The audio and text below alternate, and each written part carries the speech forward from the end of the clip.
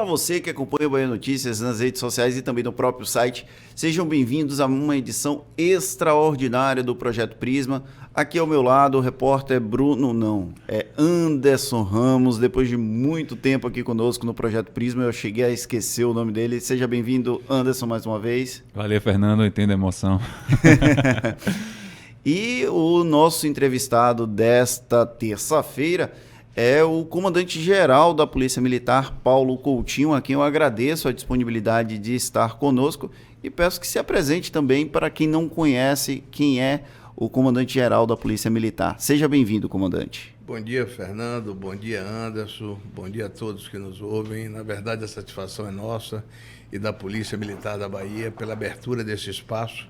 Eu aproveito para dar um grande abraço no amigo Luzbel e dizer que conte com a nossa Polícia Militar da Bahia.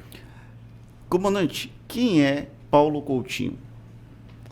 Paulo Coutinho é um recifense de coração baiano que foi criado aqui em nosso estado a partir de meses, filho de um casal de professores universitários, e meu pai também é um juiz de direito, aposentado, uma família de 5 irmãos, todos formados em direito, e só eu fui para a vida policial militar. Militar vocacionado, que despertei esse interesse após servir o Exército Brasileiro. Entrei nas fileiras da corporação no ano de 86, formando em 88, e lá se vão 37 anos de dedicação ao serviço público. Tem bastante história para contar dentro da Polícia Militar. Comandante, a primeira pergunta que a gente faz é: qual o balanço que o senhor faz desses 6 primeiros meses da Polícia Militar e da administração sob o novo comandante, né? Não o senhor, mas o comandante do Executivo, o governador Jerônimo Rodrigues, e o próprio secretário de Segurança Pública, o Marcelo Werner. Sem dúvida, o governador Jerônimo Rodrigues, ele chega com uma perspectiva clara de dar um suporte total à segurança pública e fez excelentes escolhas. Nós temos hoje no Dr. Marcelo Werner um grande parceiro na caminhada em prol de uma segurança pública cada vez melhor. Os números falam por si só. Nós temos avançado muito em diversos aspectos. Já no ano passado, já vínhamos avançando, sobretudo, no controle dos crimes violentos, letais e intencionais. Nós tivemos uma redução no último biênio de 14 meses consecutivos. Esse ano nós estamos com redução até hoje de quase 5% em todo o estado, ou seja, redução em cima da redução. De igual forma eu falo da questão de roubo coletivo na nossa capital. Nós temos 2 reduções sequenciais e estamos no 3º ano, já reduzindo hoje por volta de 11%. Então, o que a gente tem levado para a nossa sociedade, sobretudo a Polícia Militar especificamente? Um nível de ostensividade maior número de viaturas na rua, nosso efetivo acrescido na parte operacional, conseguimos formar 1.609 policiais militares, praças, que foram distribuídos em nosso estado, e mais 100 oficiais durante esse primeiro semestre.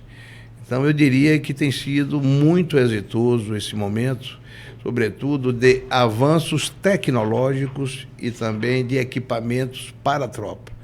Estamos adquirindo fuzis numa compra internacional agora, estamos adquirindo coletes balísticos, já adquirimos 150 viaturas semi-blindadas, uma meta da nossa gestão, ainda com o governador Rui Costa, e que o governador Jerônimo Rodrigues está dando uma sequência e dando importância, sobretudo, para proteger o nosso efetivo no dia a dia.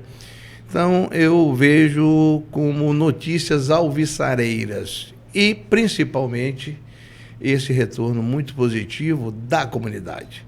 A gente ouve não só em redes sociais, mas no contato diário, sobretudo, a própria população numa percepção de uma segurança melhor, de uma situação com maior controle, principalmente com relação à questão do tráfico de drogas. O que mudou na administração do Estado na relação com a polícia, na comparação entre o ex-governador Rui Costa e Jerônimo Rodrigues, o Ricardo Mandarino e o Marcelo Werner? Eu não diria que houve mudança, houve inclusive uma continuidade, que na verdade é uma formatação de uma equipe que está mais maturada. Nós passamos 2 anos no governo anterior, com total apoio também, E entramos nesse governo já dando sequência a um trabalho. Como qualquer equipe de trabalho, ela precisa de um processo de ajustes nas mudanças de comando, mudança de gestões, e a gente começa a acompanhar isso e verificar, inclusive fazendo algumas intervenções. E agora eu entendo que depois desses 2 anos e meio, nós atingimos um patamar ideal que temos tido resultados muito positivos. A polícia, inclusive, fez uma série de modificações com os comandos, com os próprios subcomandos. O senhor, em entrevista aqui ao próprio El Notícias, comentou que era uma questão de oxigenar os postos para fazer uma rotatividade.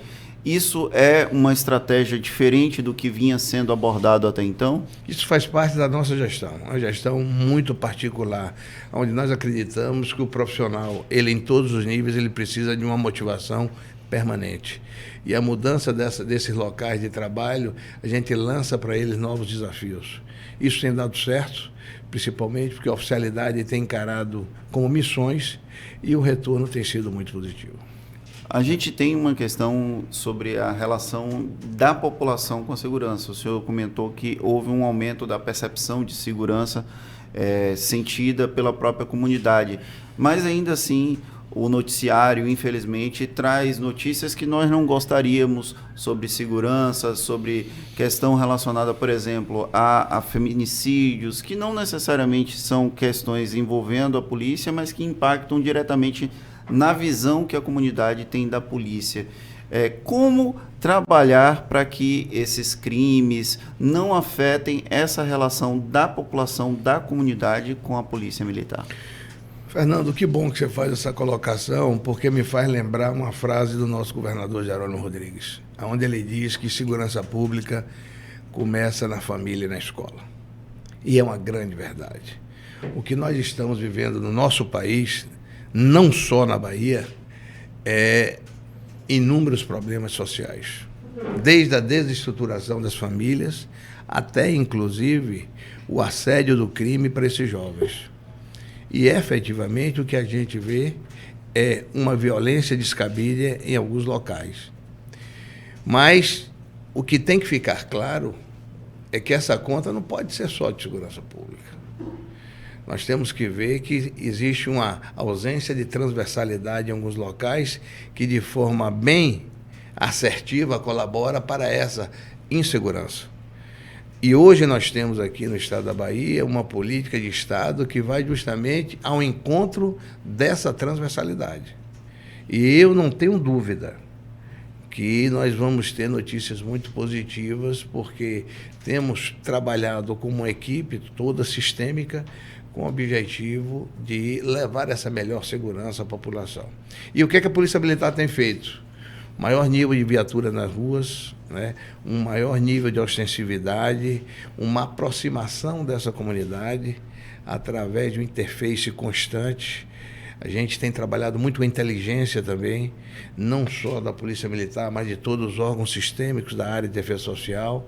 A nossa Secretaria de Segurança Pública nos ajudado. Então, na verdade, um grande contrato com o objetivo de levar paz e tranquilidade à sociedade baiana. Uma questão que voltou à tona nos últimos dias foi a falta de segurança no centro histórico. Como o senhor, como comandante da PM, pretende combater esse problema? Anderson, eu diria que aquele evento ali ele tem sido muito politizado e nós temos que ter muito cuidado como sociedade capitalina e, sobretudo, como soteropolitanos que queremos receber turistas. A Polícia Militar ela está presente diariamente com efetivo de 30 a 60 policiais militares, a depender do horário, cobrindo aquela área. É a artéria mais bem policiada do nosso estado e, quiçá, do Brasil ou do mundo, se você fizer a relação número de pessoas que frequentam e policiais militares ostensivamente fardados. Eu volto ao que eu comentei há pouco. O que nós temos ali são problemas de ordem municipal que não têm sido encarados. Viciados em drogas que circulam, que ficam perambulando, pessoas que têm necessidades e que essas pessoas praticam pequenos furtos. Nós temos levado muita tropa para o local. A nossa recomendação, nós estamos com 5 unidades em apoio completo daquele local durante 24 horas. temos feito prisões e logo depois esses jovens são vistos perambulando pelo próprio Pelourinho. Então, se lembre do que eu falei há pouco, a transversalidade. E os entes, eles têm que ter a responsabilidade de cada qual, municipal, estadual, federal.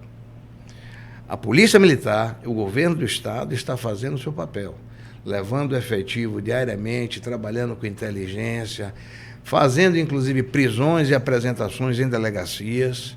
E esses jovens, infelizmente, eles acham que eles justificam a prática do crime simplesmente devolvendo o objeto que ele furtou. Semana passada tem um fato que foi noticiado e nós pegamos o jovem e ele devolveu o celular que tinha furtado. Então, o que é que a gente precisa nesse país? Nós concebermos que a legislação ela precisa de ajustes, a responsabilidade ela tem que atingir a todos e tem que deixar de existir a impunidade. Enquanto existir impunidade nesse país, vai ser muito difícil a gente fazer um trabalho contínuo de segurança pública e que seja aprovado por todos. Apesar de um tom até cauteloso ao falar sobre as audiências de custódia, o secretário de Segurança Pública, Marcelo Werner, colocou como um dos grandes entraves essa questão do prende e solta. Para a Polícia Militar, isso acaba sendo um problema ainda maior por conta da sensação de frustração, porque eu imagino o policial que prende e, na sequência, vê um suspeito, um acusado cometendo um crime, sendo reincidente. Como lidar com esse humor da tropa diante desse tipo de situação, comandante? Grande reflexão, Fernando. Realmente é uma situação das mais difíceis que nós temos encarado ultimamente, para manter essa tropa motivada. Eu tenho relatos de efetivos policiais militares que saem da audiência após o apresentado. Isso é desestimulante. Mas a gente não pode dizer isso ao nosso efetivo. A gente tem que continuar com o nosso desiderato maior de levar segurança às ruas e, sempre que possível, fazer as apresentações. Cabe à Justiça decidir.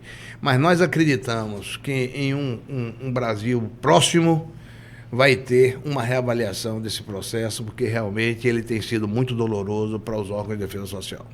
O efetivo policial não é uma questão de agora, é uma questão histórica, que há um déficit, a demanda é muito maior do que a quantidade de policiais efetivamente disponíveis. Houve um incremento, o senhor até citou alguns números, tanto dos oficiais quanto dos praças, mas ainda há sempre uma demanda maior disso. Qual o cenário ideal para a Polícia Militar de efetivo e de gestão de pessoas? O que nós estamos implementando nesse momento. No dia que eu fui entrevistado pelo nosso governador, eu fiz para ele a proposta da formatura de 2.000 homens por ano. E ele accedeu de imediato. Nós estamos caminhando para a primeira formação de 2.000 policiais militares. Se nós sequenciarmos isso durante os 4 anos de governo, nós teremos um incremento de 8.000 policiais militares. Se a gente tiver uma proporção de evasão para a reserva de 500 a 600 ou 700 por ano, nós vamos ter um saldo aí de mais 6.000 policiais militares. Esse recompletamento ele é contínuo, porque nós passamos recentemente pelas questões previdenciárias, que teve uma grande evasão da tropa para a reserva. Mas eu tenho certeza que no próximo quinquênio nós teremos, seguindo esse ritmo, um efetivo próximo do ideal. Mas lhe diria, sem medo de errar, que com o efetivo que nós temos hoje, nós conseguimos cumprir nossa missão muito bem. A prova é Carnaval, São João, que nós fizemos recentemente, sem qualquer tipo de ocorrência em todo o estado. Agora, como atividade eminentemente presencial, sempre é bom você ter um efetivo maior nas ruas, porque leva essa sensação de segurança a toda a sociedade. Uma questão que eu tenho em relação ao efetivo é que a gente tem um exemplo muito interessante, que é São Paulo. São Paulo, ao longo dos anos, foi diminuindo sua tropa, mas viu o índice de violência diminuir.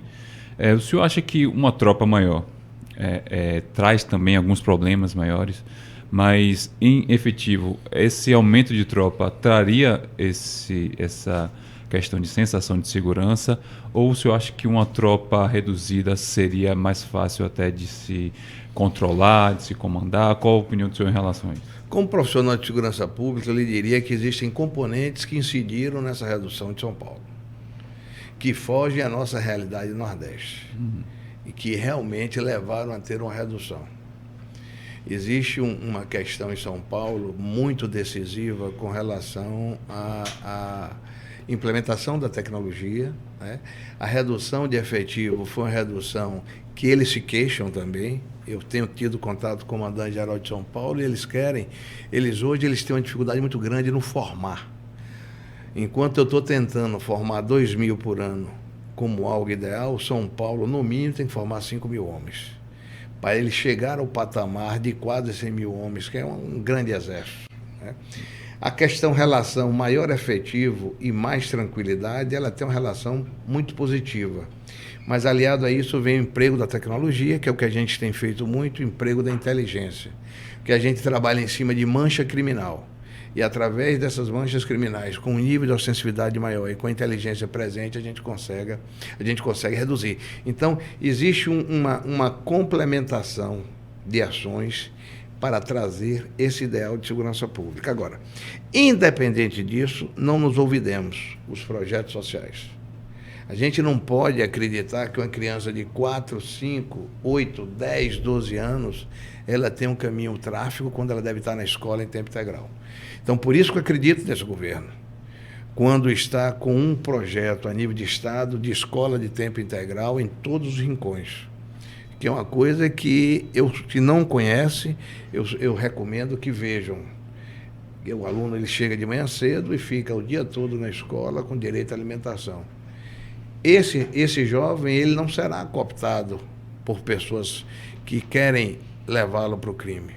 Então, acho que é um caminho que está sendo pavimentado, que eu costumo dizer, esperem 5 anos que vocês vão ver o resultado no estado da Bahia. A gente tem um debate aqui na Bahia muito forte com relação à questão das câmeras de segurança.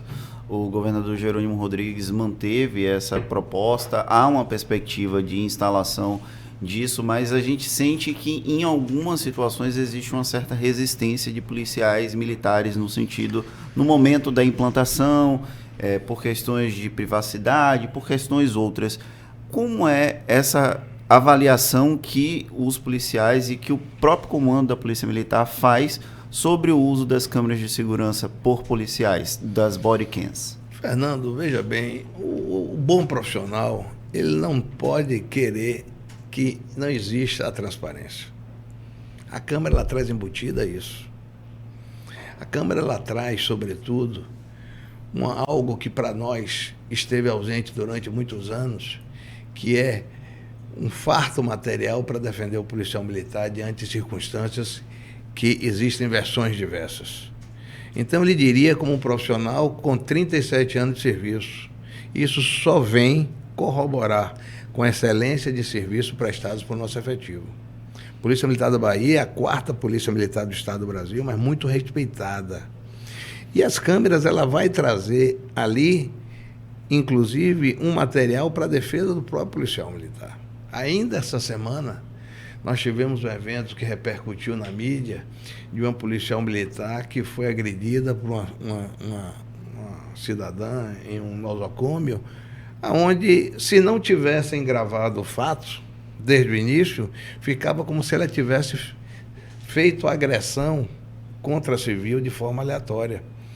E as câmeras elas vão dar condição disso. Então, falam também, existem posições dicotômicas, a gente respeita posições que sejam diversas, mas eu acho que traz embutido um controle da ação que é positivo para a corporação e para o profissional, a depender do tipo de atividade.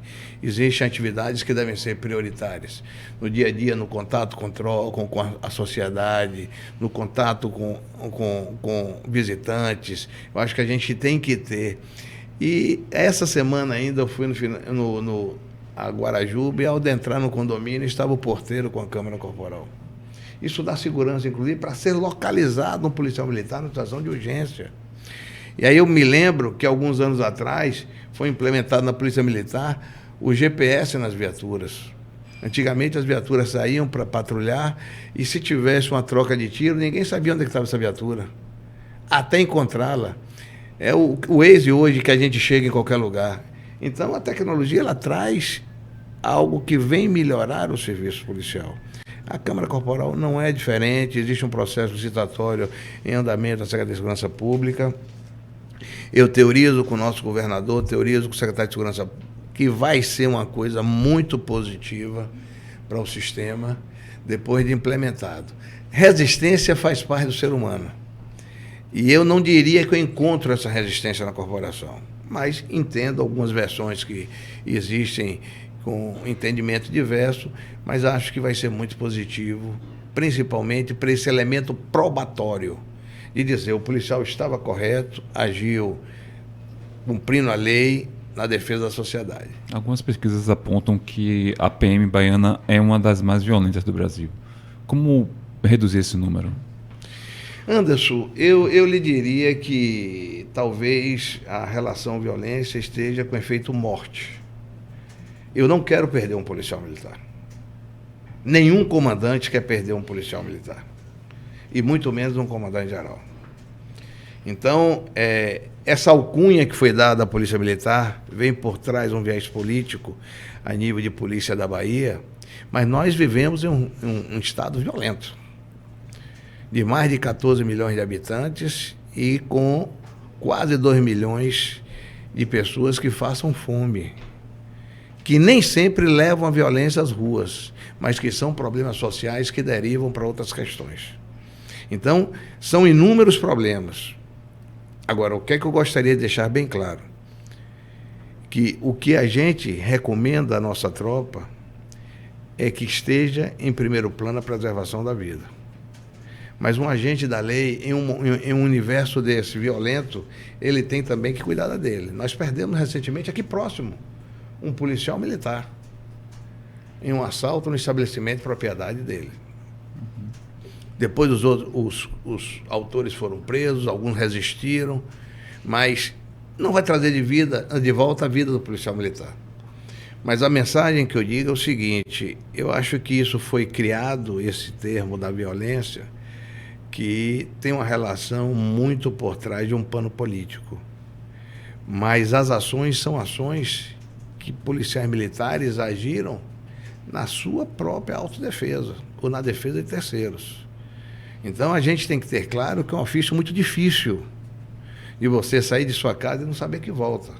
E o que é pior, você está ostensivamente fardado e ser enfrentado com arma, porque nós não temos uma legislação penal no país que realmente responsabiliza esse indivíduo como deveria.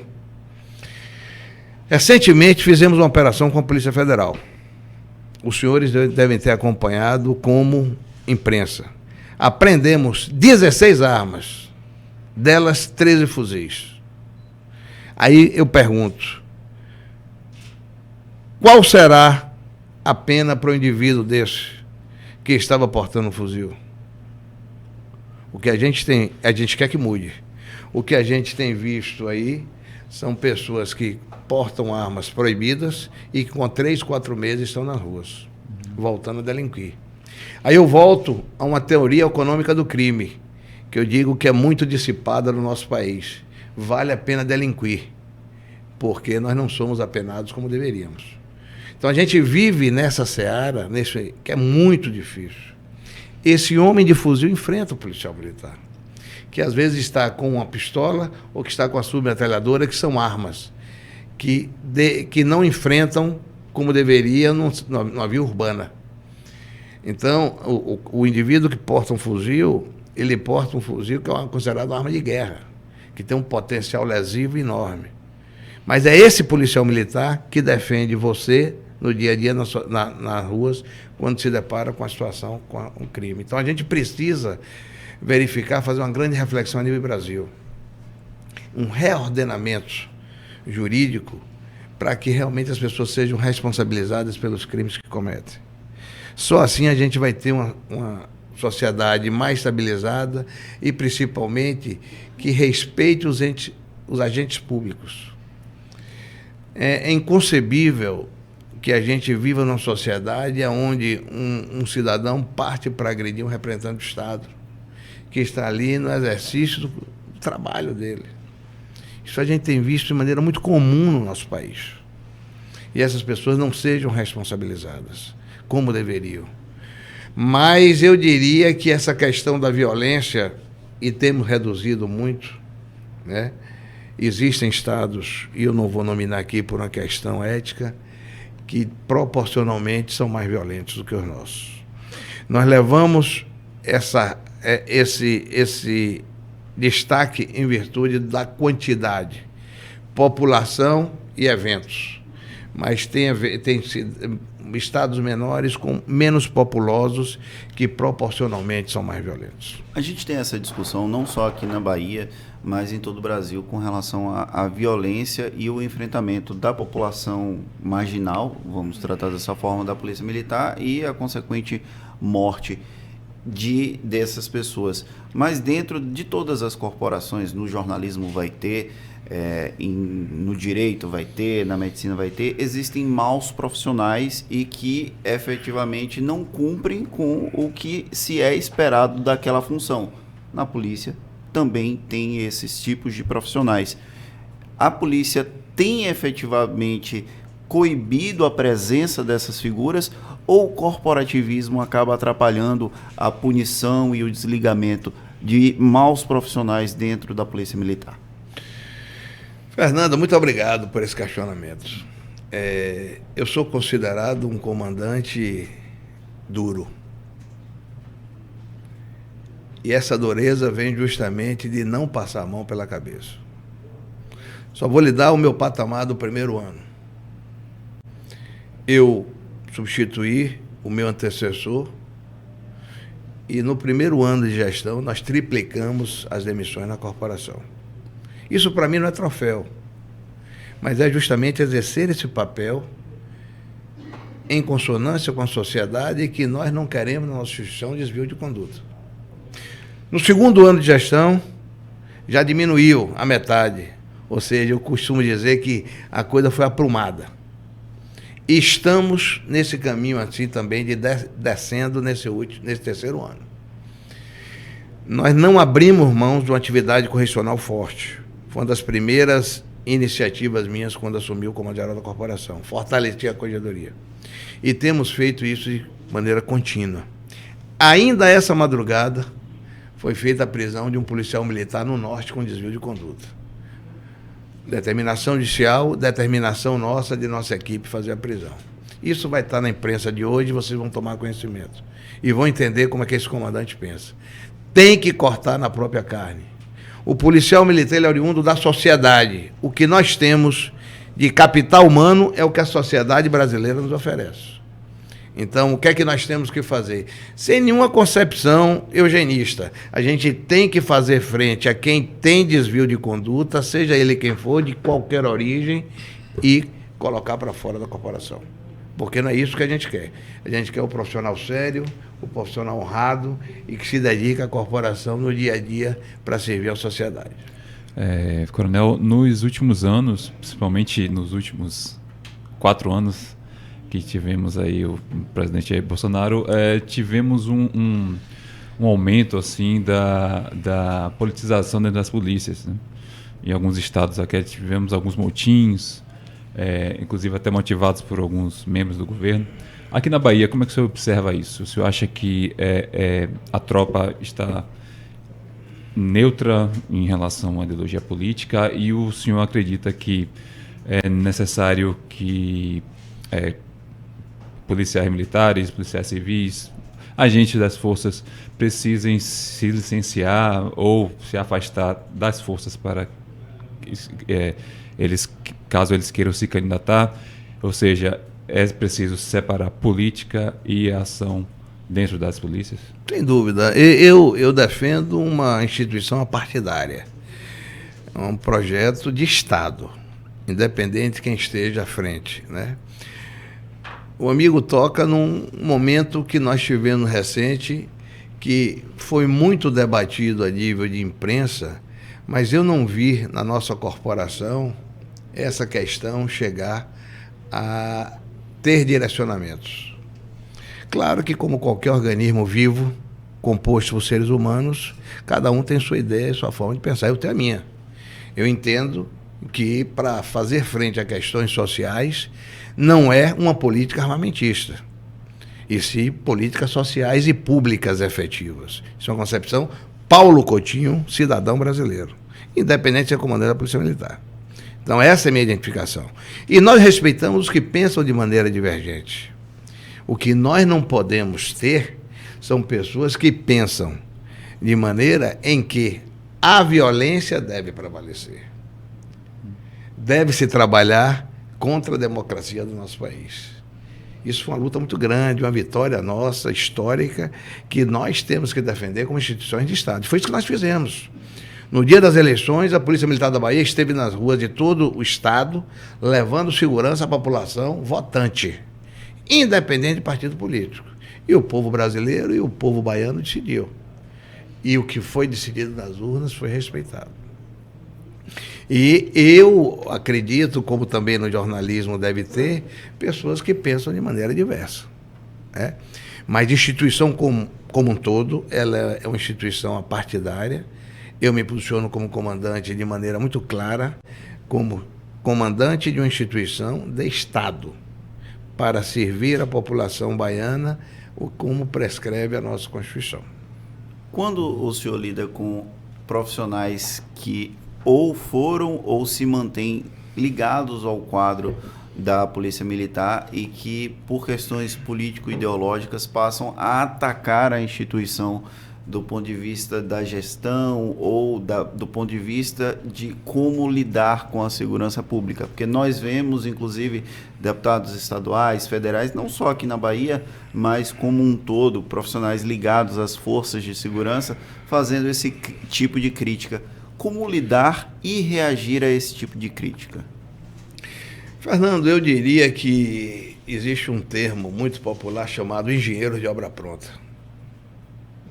E que, na verdade, são fracassados, que quando estiveram não conseguiram fazer. E eles tentam diariamente macular o que tem sido feito com seriedade, sem desvios. Agora, nós temos na Polícia Militar algo que é extremamente forte, que é o recurso disciplinar. Nós não admitimos que um componente da corporação, seja ele ativo ou reserva, macule um dos seus superiores hierárquicos, muito menos o comandante da instituição ou o comandante em chefe, que é o governador do Estado. Nós estamos com a apuração em curso de um integrante da corporação que fez isso de forma pública e que está respondendo um fato dessa natureza. A solução caberá ao governador do Estado. Mas nós fizemos nossa parte, instaurando um inquérito policial militar. Esse inquérito foi concluído. Está sob sigilo? Não. Público. Quem é o nome, então? O nome é um nome que eu gostaria nem de externar aqui, porque, infelizmente, macula os quadros da instituição, né? Mas vocês saberão oportunamente, porque a imprensa já divulgou. E está uma apuração em curso, porque é lamentável que tenha um integrante da instituição que ele se volte contra a estrutura corporativa que a vida toda o guindou aonde talvez ele tenha chegado, ou ele pretendia chegar. Talvez ele não conseguiu chegar onde pretendia, mas ele só conseguiu isso por ter a condição de policial militar ou de oficial de polícia militar. Tem um tema que é muito caro à sociedade brasileira como um todo e que a baiana, inclusive, tem feito esse debate, que é sobre a questão da torcida única nos estádios de futebol. Aqui, Bahia e Vitória tem esse debate, tem essa discussão, tem a torcida pede, uma parte da torcida pede. Como é que está esse debate dentro da polícia? A Polícia Militar tem uma visão muito clara. Nós cumpriremos a missão independente de como estiver programado. Isso vem há muito tempo acompanhando. Tivemos, inclusive, a morte de uma torcedora essa semana. Infelizmente, São Paulo, uma jovem de 23 anos, parece. Né?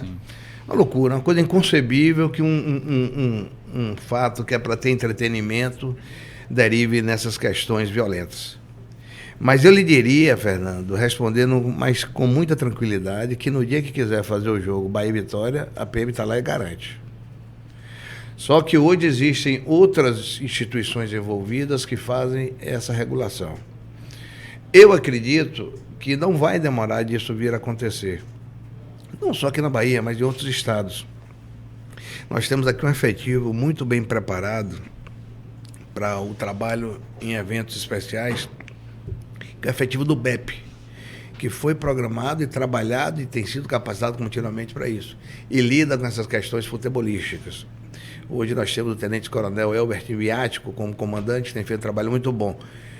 E eu acho que é questão de tempo. Porque a convivência de seres humanos, ela tem que ser civilizada. E não é um esporte, nem um time, uma camisa, que vai definir para a gente agredir as pessoas, seja física, né, seja moralmente. Então, eu acredito que caminha para isso. O senhor torce para o Bahia ou para o Vitória? Eu sou rubro-negro de coração. A bancada rubro-negra. A bancada rubro-negra depois de muito tempo aqui Pois no é. Projeto Prisma. Uma última pergunta, o pessoal da assessoria já está ali olhando para o relógio, é que o governador Jerônimo Rodrigues comentou que ele fez uma promessa que teria a primeira coronela ou mulher coronel na Polícia Militar. Nós já tivemos agora recentemente a promoção de tenentes-coronéis. Vai acontecer durante a gestão de Jerônimo Rodrigues essa promoção? E como é que o senhor vê a questão da mulher dentro da Polícia Militar, que é uma instituição tipicamente masculina e muito heteronormativa? A gente tem inclusive uma primeira mulher comandante lá em Feira de Santana. Como é que o senhor analisa esse debate sobre a participação feminina no âmbito da Polícia Militar? Primeiro, eu gostaria de fazer uma inflexão com relação à postura do nosso governador. Muito positiva, inclusiva e de forma muito clara e transparente. Isso foi uma das primeiras coisas que ele me disse após assumir, e disse publicamente que todo mundo tomou conhecimento. Eu acho isso muito bom, porque vai ao encontro de uma política minha como comandante, de inserção das mulheres em papéis que outrora não existiam. Eu coloquei a primeira mulher para comandar uma companhia independente de policiamento especializado, que é o que chamam de Caatinga no interior. Né? E existiram outras funções que eu também coloquei mulher de primeira mão. Nós temos hoje 13 oficialas que exercem comandos na corporação. Ainda é muito pouco, porque quando a gente mensura, são 233 unidades, 13, mas são 13. 13 que já exercem comandos. Já foi 0 no passado. Né? Exato. Elas fazem um trabalho fantástico. Eu não consigo ver uma instituição hoje sem a participação feminina. Existem missões que são realmente delas e que fazem muito bem. A propósito, o Batalhão de Proteção à Mulher agora, que nós criamos, que tem a Tenente Coronel Roseli. Então, nós temos hoje 4.600 policiais militares, num efetivo de 29.500, né? Perfazendo quase aqui 15% da corporação. Mas a gente quer mais. E se me disserem que querem adentrar, nós já temos hoje uma propositura, porque antigamente era tão somente 10% dos concursos, de a gente aumentar, que exercem missões muito boas. E eu lhe diria uma novidade aqui.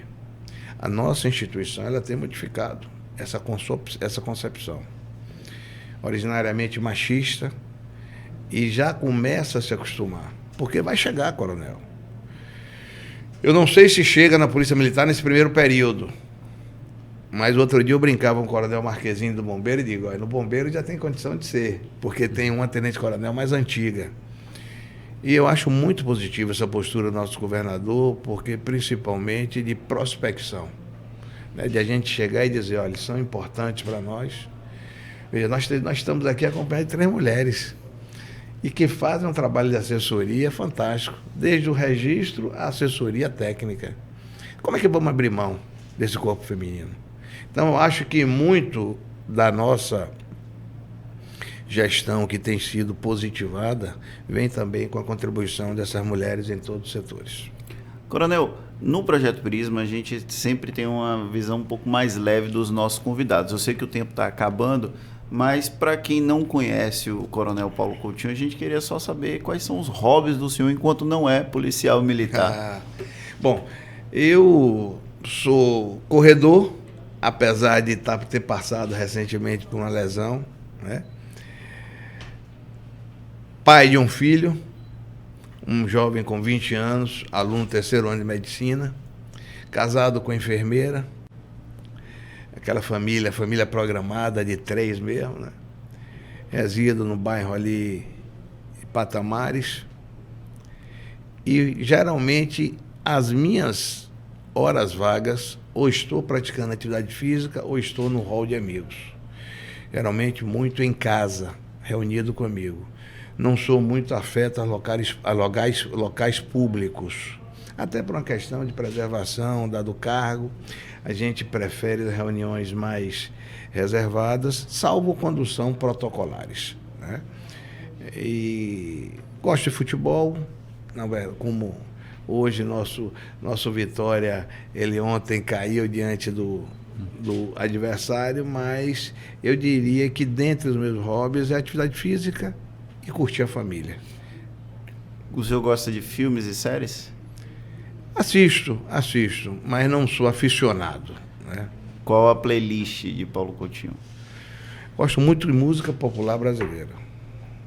Eu aprecio muito o cancioneiro popular, né? Acho que nossa música é muito rica e diversificada, que pode ser aproveitada nas várias vertentes. Tem algum cantor predileto? Na Bahia eu não vou dizer isso não, que eu vou causar ciúme. Um celeiro desse aqui, mas nós temos excelentes cantores. Culinário, o senhor cozinha ou gosta só de comer? Eu sou mais consumista e gosto de tudo. Eu não tenho... lhe digo com sinceridade que para um bom policial militar a gente não enjeita um prato de comida, não. E algum destino ou algum lugar que o senhor tenha como o local em que o senhor vai recarregar as baterias? Praia. Eu gosto muito de estar numa casa de praia, como tive no final de semana com a família e alguns casais amigos ali pelo litoral norte. A família tem uma casinha ali que... Dá para curtir um pouquinho, né? Um pouco.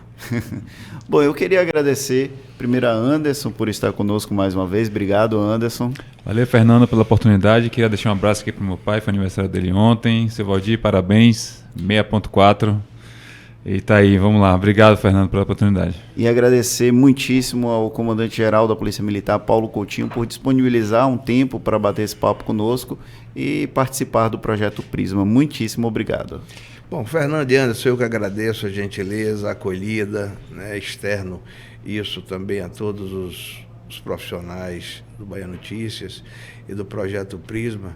E eu gostaria de dizer, como última mensagem, um programa que tem sido muito positivo, que a Polícia Militar está envolvida completamente, que é o programa do Bahia Sem Fome no nosso estado. A gente tem conseguido, minha última avaliação, nós tínhamos arrecadado mais de 60 toneladas de alimentos e que eu aconselho, quem tem uma visão humanista, pense que tem alguém igual ou semelhante a nós que está precisando dessa mão amiga, que isso chegue em todos os locais. Se puder, ajudem os quartéis da Polícia Militar. Eles estão abertos como pontos de recolhimento e nós vamos direcionar sempre para quem mais precisa. Um grande abraço a todos e fica até a próxima oportunidade. Eu queria agradecer a todo mundo que acompanhou o Projeto Prisma, muitíssimo obrigado. Lembrando que em até 24 horas ele vai estar disponível também nas principais plataformas de streaming. A produção do episódio desta terça-feira foi de Gabriel Lopes e a operação de áudio e vídeo foi de Paulo Vitor Nadal. Um grande abraço e até a próxima segunda ou até uma edição extraordinária do nosso projeto. Um abraço.